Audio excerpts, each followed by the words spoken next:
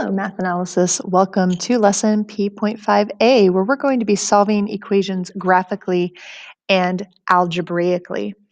So to start off with the graphical stuff, it's pretty easy to do. If you remember in your previous math classes, they made you graph all kinds of things, lines, quadratics, all the fun bits. For our purposes for this class today, though, we're going to kind of cut out the middleman. And while we may not have a graphing calculator on hand, you guys do all have Chromebooks, which means if you go online, you can look up desmos.com, or if you even just type in graphing calculators and Google it, you will find all kinds of wonderful graphing calculator applications. So what we're going to do is we're going to use our graphing calculators to help us graph things. Now, on Desmos, I have my graph over here. I have a nice little sidebar over here where I can type things in. So if I were to type an equation, now by the way, Desmos assumes a y equals. So I'm going to go ahead and put in something like, I don't know, 5x minus 4. And lo and behold, I have an equation right here. I can see where it intersects my x-axis. I can see where it intersects my y-axis. Really convenient. In fact, if you click on those dots, it will actually give you the numbers themselves. Pretty cool stuff. But what if I want a parabola? Well, you guys know to do a parabola, you have to do x squared. Now, on your computer, you can type x. In order to get it to have a power of some kind, if you press Shift and then the 6 key, that uses the little caret button. You can see it just kind of popped up there when I press Shift 6. And now I can put in a power. In this case, I'm going to put in a power of 2. I can actually put in any power I want, but I'm just going to put in a power of 2. And you can see I have a lovely parabola here. You can see where it intersects your x-axis. Now, if you recall, when we solve equations, we set them equal to 0, or if they're not already equal to something. And on a graph, you can then graph it, set it equal to 0, graph it, and look at where it intersects your x-axis. So in this case, I have an answer of x equals 0 because that's my x-coordinate where it hits my x-axis.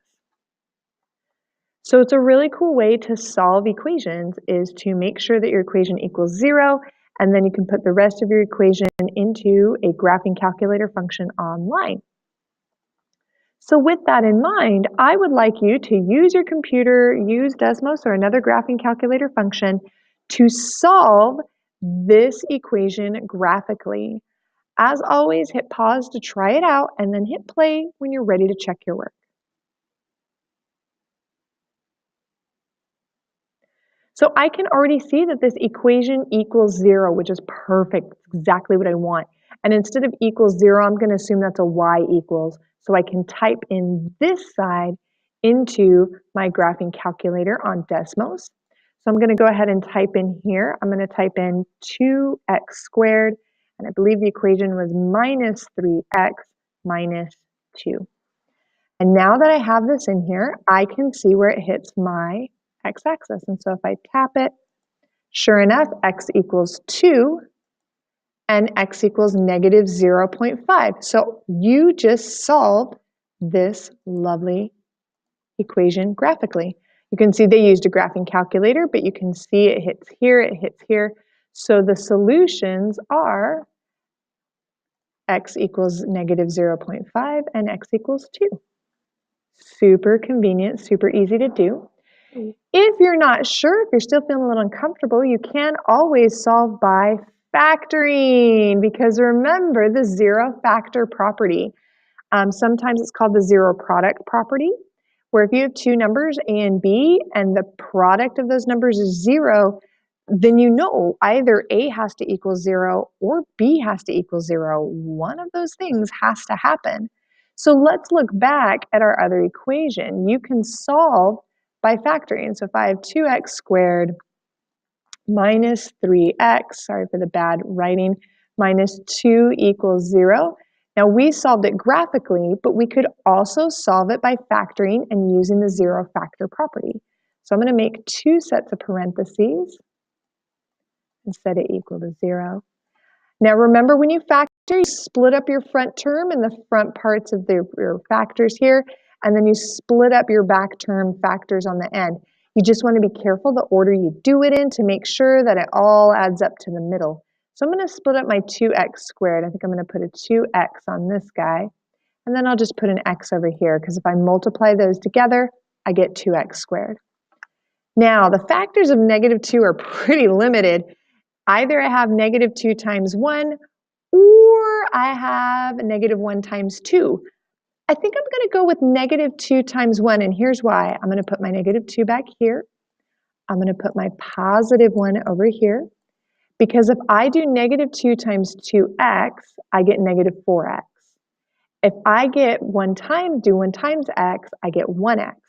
-4x plus 1x gives me -3x. So it's just a nice double check there to make sure everything's factored nicely. Well, I know this guy times this guy equals 0, which means either 2x plus 1 equals 0, or x minus 2 equals 0. One of these has to be true.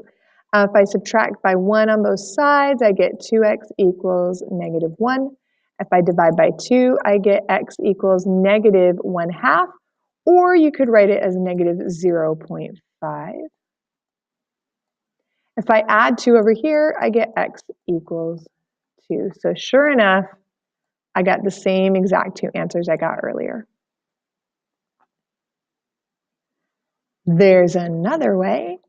Keep in mind that this is called a quadratic equation. Whenever I am dealing with ax squared plus bx plus c, where a, b, and c are just some numbers, just so long as a isn't 0, I'm dealing with a quadratic equation in x. I know you knew that. I know you've done it before.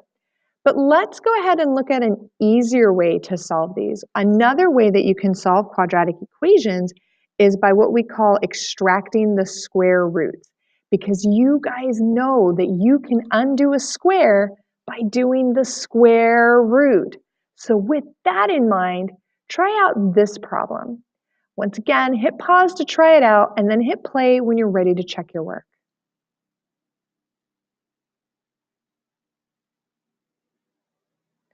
So for this particular problem, the first thing I see is that I've got a squared here. And I know I can undo a square by doing the square root. Now there's one little trick here, and I bet a lot of you guys found out the answer was 2, and you missed the second answer. Because the square root of, when I do the square root of 9, I get either a +3 or a -3. Because +3 squared gives me 9. But -3 squared, -3 times -3, also gives me a +9. So this means that 2x minus 1 can equal +3 or -3. So 2x minus 1 could equal 3, or 2x minus 1 could equal -3. So now I have to solve both of these. If I add 1 to both sides, I get 2x equals 4. Divide by 2, I get x equals 2. But don't forget about this guy over here as well. If I add 1 to both sides, I get 2x equals -2. If I divide by 2, I get x equals -1. So it did have two answers. Now, even though we are asked to solve this algebraically, always keep in mind that now you know you can go online onto Desmos and you can graph it and see if your answers match. So just a nice thing to know about double checking your work. So I hope you found all of this helpful. As always, if you have questions, email me or come see me after school. I'll be around Tuesdays and Thursdays, and I'll see you soon. Bye.